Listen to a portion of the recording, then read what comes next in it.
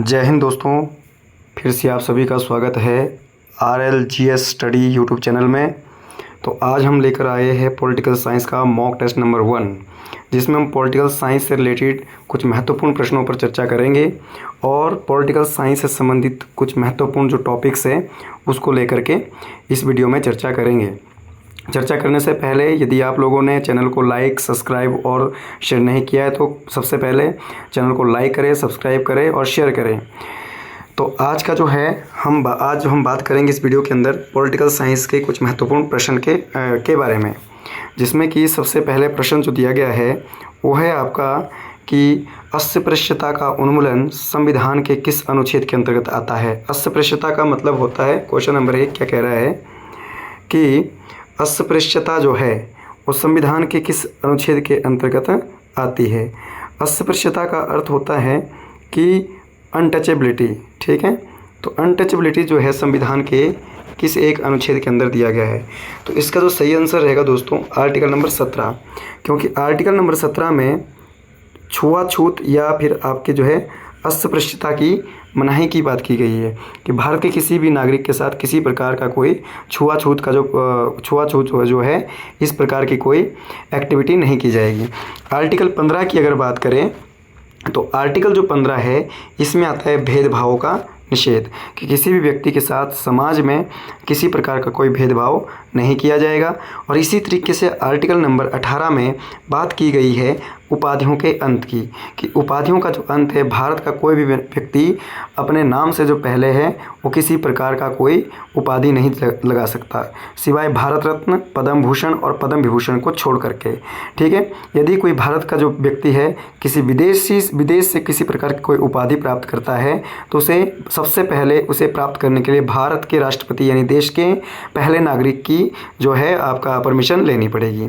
उसके बाद option number D में क्या कह रहा है कि आपका जो आर्टिकल 19, तो आर्टिकल 19 में कुछ स्वतंत्रताएं 6 प्रकार की स्वतंत्रताएं व्यक्ति को दी गई है, जैसे आपका विचार प्रकट करने की स्वतंत्रता, आवागमन की स्वतंत्रता या फिर आपका निवास करने की स्वतंत्रता।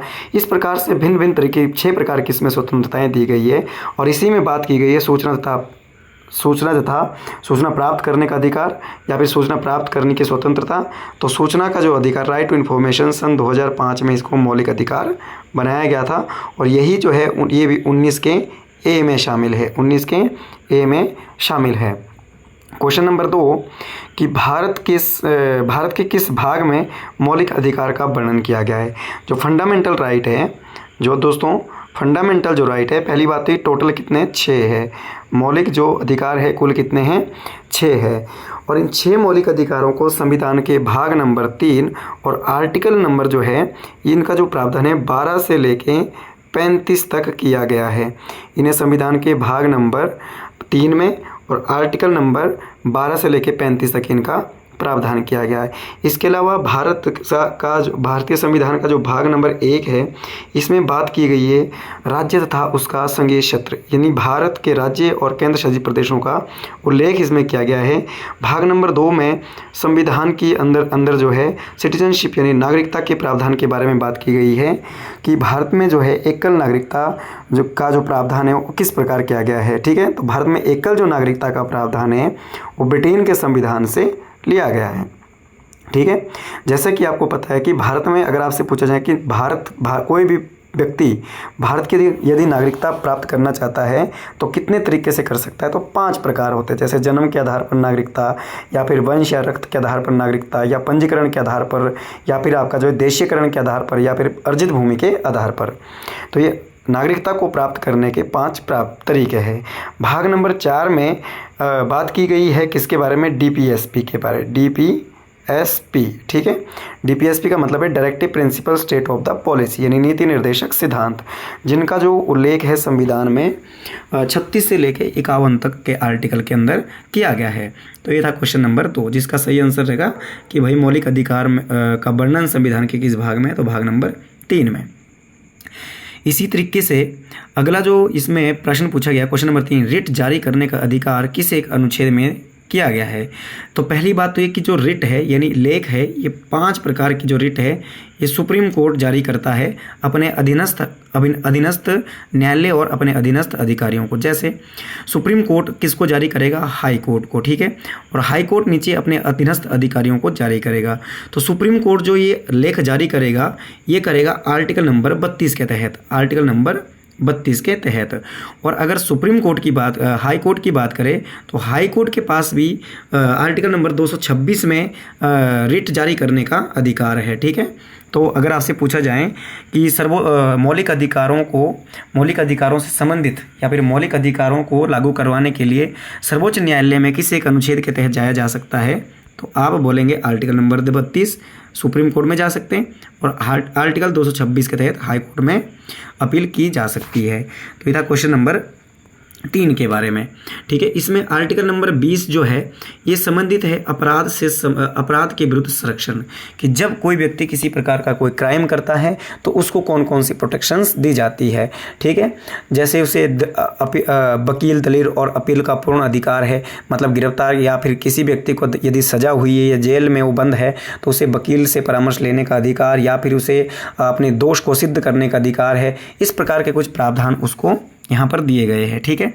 आर्टिकल नंबर 25 की अगर बात करें तो 25 में धार्मिक स्वतंत्रता का उल्लेख किया गया है। खासकर इसमें धर्म के प्रचार प्रसार करने की स्वतंत्रता की बात की गई है। धार्मिक स्वतंत्रता का अधिकार आर्टिकल नंबर 25 से लेकर 28 तक आता है, जिसमें आर्टिकल नंबर 25 में भारत का कोई भी व्यक्ति या कोई भी नागरिक किसी भी धर्म को अपना सकता है, उसका प्रचार कर सकता है, प्रसार कर सकता है या फिर उसको अपना सकता है। परंतु शर्त यह है कि कोई भी व्यक्ति जब किसी भी धर्म को अपना रहा है, मान रहा है या फिर उसका प्रचार प्रसार कर रहा है तो उसके प्रचार प्रसार में किसी दूसरे धर्म को किसी प्रकार की ठेस ना पहुंचे। तो ये था आर्टिकल नंबर 25 के अंदर। तो ये हमने 3 क्वेश्चन सॉल्व कर लिए। अगला जो क्वेश्चन है क्वेश्चन नंबर 4, इसमें बोला गया है कि बाल श्रम निषेध किस अधिकार के अंतर्गत आता है? बाल श्रम, आर्टिकल नंबर बाल श्रम का जो निषेध, सबसे पहले शोषण के विरुद्ध अधिकार के अंतर्गत ये आपका जो है आता है। शोषण का अधिकार जो है ये 23 से लेके 24 तक, 23 और 24 के अंदर आता है। समानता का अधिकार 14 to 18 के अंदर आता है। शिक्षा का अधिकार आर्टिकल नंबर 21 के ए के अंदर आता है। और सांस्कृतिक जो अधिकार है, सांस्कृतिक एवं शैक्षणिक अधिकार, ये जो अधिकार आता है 29 से लेके 30 तक आता है, ठीक है। तो आर्टिकल 29 और 30 में सांस्कृतिक एवं शैक्षणिक अधिकार, आर्टिकल 21 में शिक्षा का अधिकार, 23 से 24 में शोषण के विरुद्ध अधिकार और 14 से लेकर 18 तक समानता का अधिकार, ठीक है। तो इसका जो सही आंसर रहेगा शोषण के विरुद्ध अधिकार जो है यानी बाल श्रम जो है इसी के अंदर आता है। और बाल श्रम की अगर बात करें तो खास करिए आर्टिकल नंबर 23 के अंदर आता है और 24 के अंदर जो आर्टिकल नंबर 24 के अंदर आता है। 23 के अंदर आता है कि मानव व्यापार और बलपूर्वक श्रम का निषेध, ठीक है। बलपूर्वक श्रम का निषेध कि मनुष्य की तस्करी नहीं की जाएगी और उसे किसी प्रकार से फोर्सफुली वर्क नहीं करवाया जाएगा। जबकि यहाँ पर बात की गई बाल श्रम यानी चाइल्ड लेबर की, तो चाइल्ड लेबर जो आएगा आर्टिकल नंबर 14 शोषण का जो अधिकार है उसके अधीन आएगा। शिक्षा का अधिकार ये आर्टिकल नंबर 21 के ए में शामिल है, ठीक है। शिक्षा का जो अधिकार है इसे 86वां संशोधन सन 2002 को इसे मौलिक अधिकार बनाया गया था। 86वां संशोधन सन 2002 को इसे फंडामेंटल राइट की जो है श्रेणी में शामिल किया गया था। तो ये भी आपने बात ध्यान रख लेनी है। क्लियर। आगे हम बात करेंगे इसमें अगला जो क्वेश्चंस है, व्यक्तिगत स्वतंत्रता का अधिकार किस एक अनुच्छेद में मिलता है? जैसे कि मैंने आपको बताया था पिछले क्वेश्चन में पूछा था कि व्यक्तिगत स्वतंत्रता का अधिकार, ठीक है। व्यक्तिगत स्वतंत्रता का मतलब होता है कि सबसे पहले आर्टिकल 19 में 6 प्रकार की स्वतंत्रताओं का प्रावधान किया। पहले हम सारे ऑप्शन सॉल्व करेंगे इसके।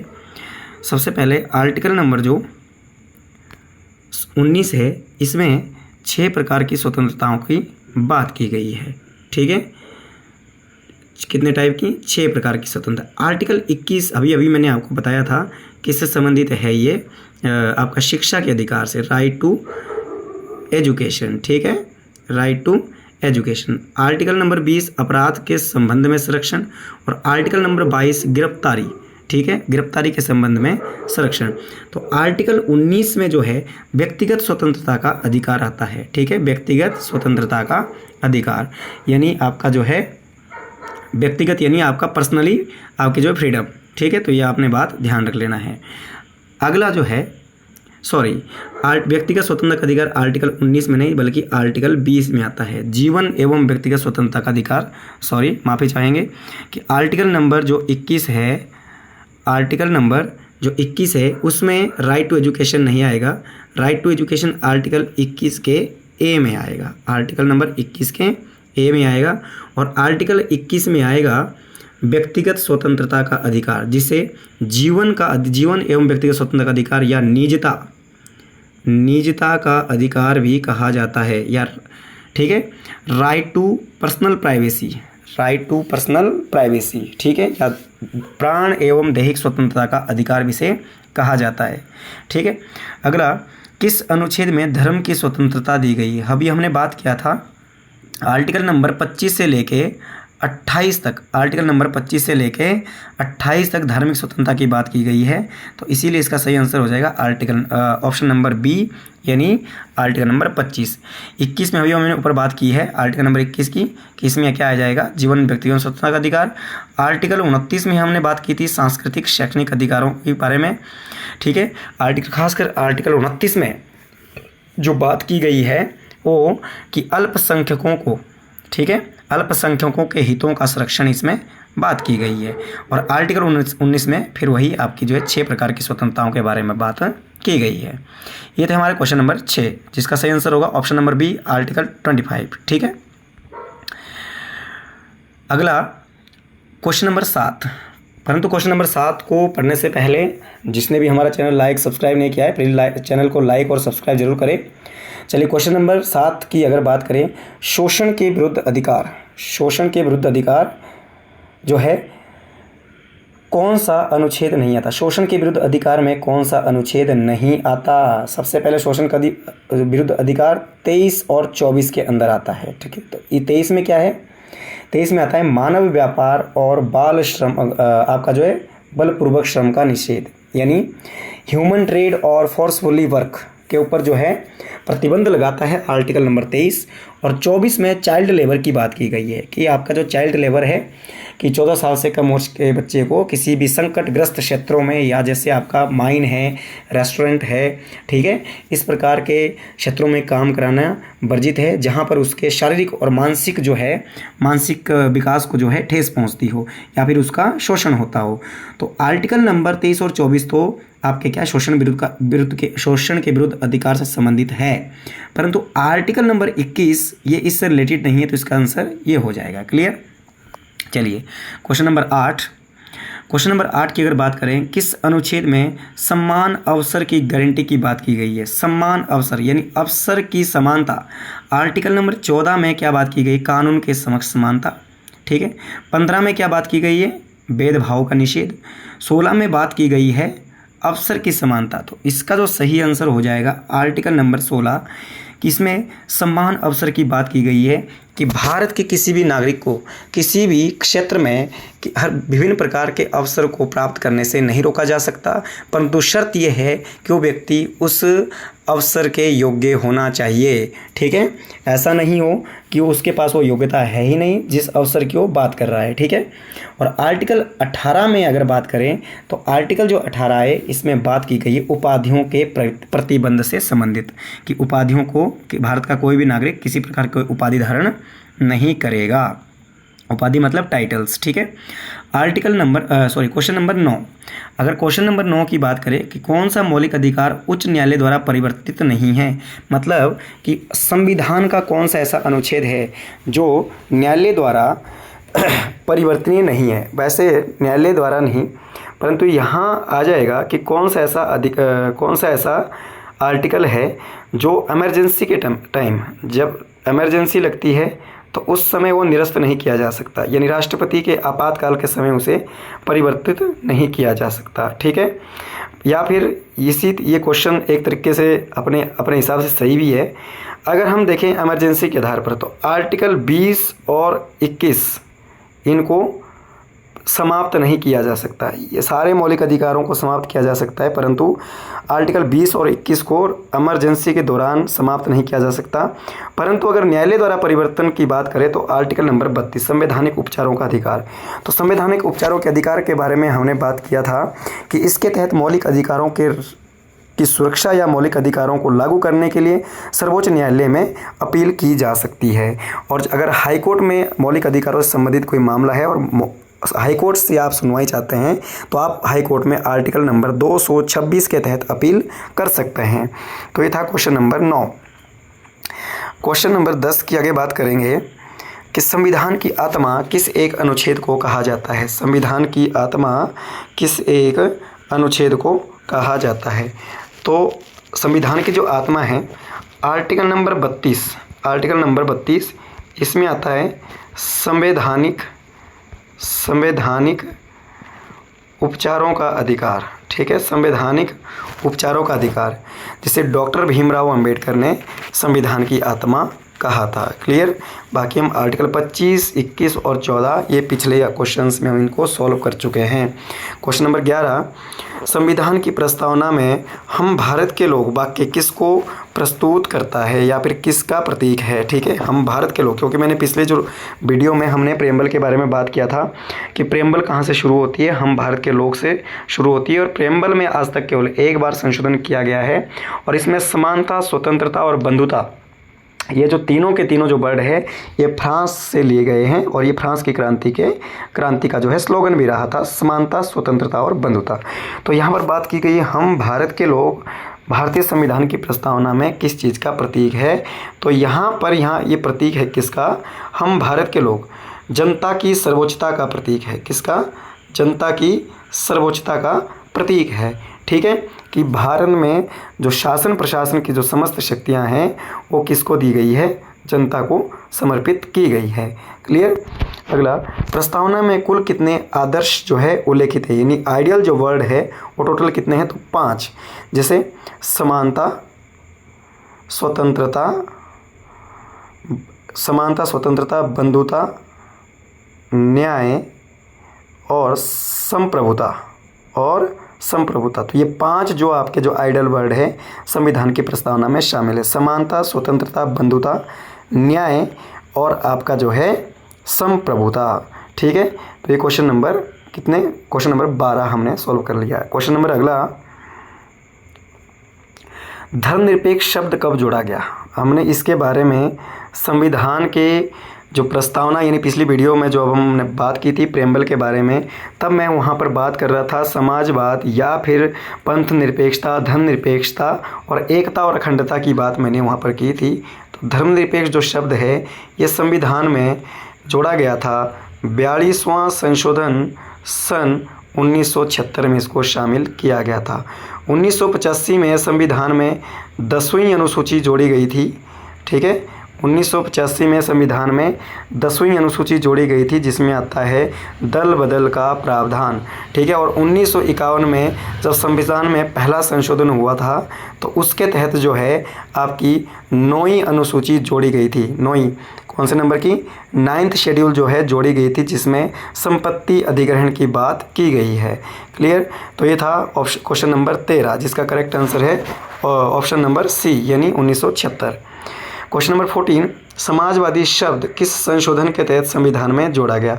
तो ऊपर एज इट इज़ नीचे है, जैसे ऊपर वाला जो जोड़ा गया था 1976 में, परंतु यहाँ संशोधन पूछा गया तो कौन से नंबर का संशोधन, 42वां। मैंने कहा था आपको धर्मनिरपेक्ष, समाजवाद और एकता और अखंडता शब्द 42वें संशोधन 1976 के तहत जो है जोड़े गए थे। क्लियर। 44वां संशोधन जब हुआ 1978 में तो इसके तहत राइट टू प्रॉपर्टी को कानूनी अधिकार यानी लीगल राइट बनाया गया था। क्या बनाया गया था, लीगल राइट बनाया गया था और उसे आर्टिकल नंबर 300 के ए में शामिल किया गया है। तो वर्तमान में जो आपका राइट टू प्रॉपर्टी है ये कौन से आर्टिकल में शामिल है, 300 के ए में, और किस प्रकार का अधिकार है, कानूनी अधिकार है। कब जोड़ा गया था, 44वां संशोधन 1978 के तहत। क्लियर। और जो संपत्ति का जो अधिकार है ये पहले आर्टिकल नंबर 31 में हुआ करता था। जब ये पहले मौलिक अधिकार था तब ये आर्टिकल 31 में था। अभी वर्तमान में 300 के ए में है। और किस प्रकार का अधिकार है? मौलिक अधिकार नहीं है बल्कि कैसा है? कानूनी अधिकार यानी लीगल राइट है। ठीक है, हाँ जी, तो ये आपने बात ध्यान रख लेना है। क्वेश्चन नंबर अगला, प्रस्तावना में निम्नलिखित में से कौन सा शब्द नहीं है? संप्रभुता, इसका उल्लेख आता है। समाजवादी, इसका भी उल्लेख आता है। धर्मनिरपेक्ष, इसका भी उल्लेख आता है, परंतु साम्यवादी का उल्लेख नहीं आता। ठीक है, साम्यवादी का उल्लेख उसमें नहीं किया गया है। संविधान की जो प्रस्तावना है उसमें कहीं पर भी साम्यवादी शब्द का प्रयोग नहीं किया गया है। तो ये था क्वेश्चन नंबर आपके पास 15। क्लियर? तो इस तरीके से लगातार आई होप आपको वीडियो अच्छा लग रहा होगा या समझ आ रहा होगा। अगर समझ आ रहा है तो कमेंट में बताइएगा, और अगर आपके कोई डाउट रह जाता है तो वो भी आप कमेंट बॉक्स में ज़रूर बताइएगा। ठीक है, जिससे हम आपकी तमाम समस्याओं को पूरा कर सकें। क्वेश्चन नंबर 16, संविधान की प्रस्तावना किस संविधान से प्रेरित है? कि भाई भारत की जो प्रस्तावना है वो किस एक देश के संविधान से प्रभावित है या फिर प्रेरित है। ठीक है, तो इसमें जैसे ब्रिटिश का संविधान, ब्रिटेन का संविधान, इससे हमने क्या लिया है? संसदीय शासन प्रणाली। क्या लिया है? संसदीय शासन प्रणाली हमने यहाँ से लिया है। तो इसका करेक्ट आंसर क्या हो जाएगा? ऑप्शन नंबर ए, ब्रिटिश के संविधान से, ब्रिटिश के संविधान से। ठीक है, और भारतीय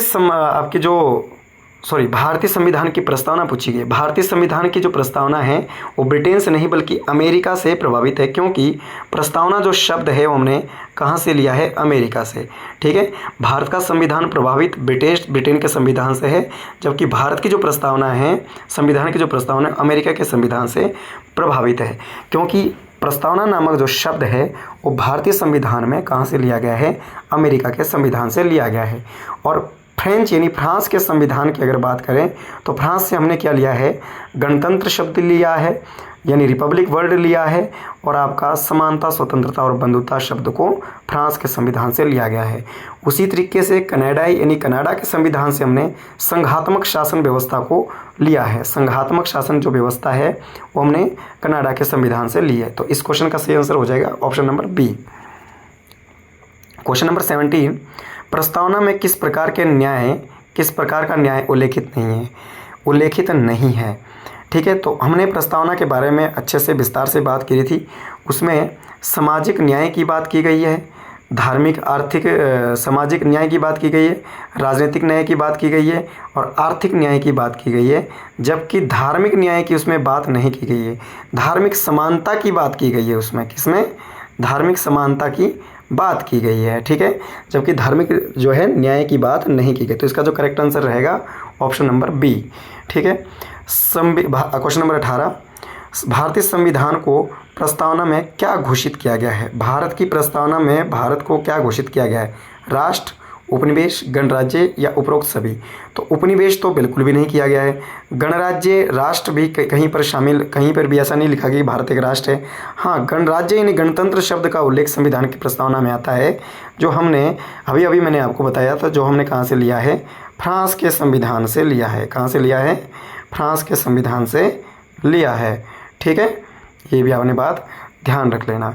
क्वेश्चन नंबर 19 की अगर बात करें तो क्वेश्चन नंबर 19, गणराज्य शब्द का तात्पर्य क्या है? तो जो गणराज्य है, जो रिपब्लिक वर्ड है, रिपब्लिक वर्ड से जो अभिप्राय होता है उसका मतलब है जिस देश का मुखिया निर्वाचित हो, जिस देश का मुखिया क्या हो? निर्वाचित हो। तो भारत का जो देश का जो मुखिया होता है वो राष्ट्रपति होता है, जो तीनों सेनाओं का प्रमुख और आपका जो है भारत का पहला नागरिक जिसे माना जाता है, और उसी के नाम पर पूरे भारत का जो शासन है उसी के नाम पर चलाया जाता है। तो भारत के राष्ट्रपति की क्या होता है? नियुक्ति नहीं होती बल्कि क्या होता है? चुनाव होता है। क्या होता है? चुनाव। और कौन करता है? निर्वाचक मंडल, इलेक्टोरल कॉलेज करता है। ठीक है, तो ये आपने ध्यान रख लेनी है। आर्टिकल नंबर आपका जो है 55 में, आर्टिकल नंबर 54-55 में उसके चुनाव और उसकी चुनाव पद्धति के बारे में बात की गई। आर्टिकल नंबर 14 और 15 के अंदर। ठीक है, राष्ट्रपति के चुनाव की प्रक्रिया की बात आर्टिकल नंबर 54 में की गई है, और चुनाव पद्धति की जो बात है आर्टिकल नंबर 55 में की गई है कि एकल संक्रमणीय मत पद्धति या एकल अनुपातिक प्रतिनिधित्व मत प्रणाली के द्वारा राष्ट्रपति का चुनाव किया जाएगा। तो इसका जो सही आंसर होगा निर्वाचित राष्ट्रपति, ये आपका सही आंसर इसका हो जाएगा। एंड क्वेश्चन नंबर लास्ट यानी क्वेश्चन नंबर 20, भारतीय संविधान की प्रस्तावना का भारतीय संविधान या फिर प्रस्तावना संविधान का हिस्सा है, ये किसने घोषित किया था। ये भी हमने जब प्रस्तावना का टॉपिक पढ़ा था तो एंड में मैंने आपको बताया था कि 1973 में जब केशवानंद भारती केस का मुकदमा सुप्रीम कोर्ट में आया था, तब से लेके सुप्रीम कोर्ट ने ये डिसीजन लिया कि आज से लेके प्रस्तावना जो है संविधान का एक हिस्सा होगा, और आपका जो है भारतीय संसद संविधान और प्रस्तावना के मूल ढांचे में परिवर्तन नहीं कर सकता। तो ये किसने घोषित किया था, सुप्रीम कोर्ट ने। तो इसका जो सही आंसर हो जाएगा ऑप्शन नंबर सी यानी सुप्रीम कोर्ट यानी सर्वोच्च न्यायालय। भारत का जो सर्वोच्च न्यायालय है ये आपका नई दिल्ली में है। तो आपने मुझे कमेंट बॉक्स में बताना है कि वर्तमान में सुप्रीम कोर्ट के वर्तमान न्यायाधीश कौन है और ये कौन से नंबर के न्यायाधीश है। ठीक है, वर्तमान में सुप्रीम कोर्ट के वर्तमान में न्यायाधीश कौन है, chief justice of the supreme court. ठीक है, chief justice of the supreme court at present, और ये कौन से नंबर के हैं। ठीक है, तो ये आपने मुझे कमेंट बॉक्स में बताना है। आई होप आपको वीडियो अच्छी लगी होगी, और अच्छा लगा है तो आप प्लीज़ लाइक और सब्सक्राइब चैनल को ज़रूर करें, ताकि इस प्रकार की जो एग्ज़ाम से संबंधित जो महत्वपूर्ण जो टॉपिक है, आपके जो महत्वपूर्ण जो मॉक टेस्ट है वो यहाँ पर हम डिस्कस कर सकें। थैंक यू सो मच और आपका बहुत बहुत धन्यवाद।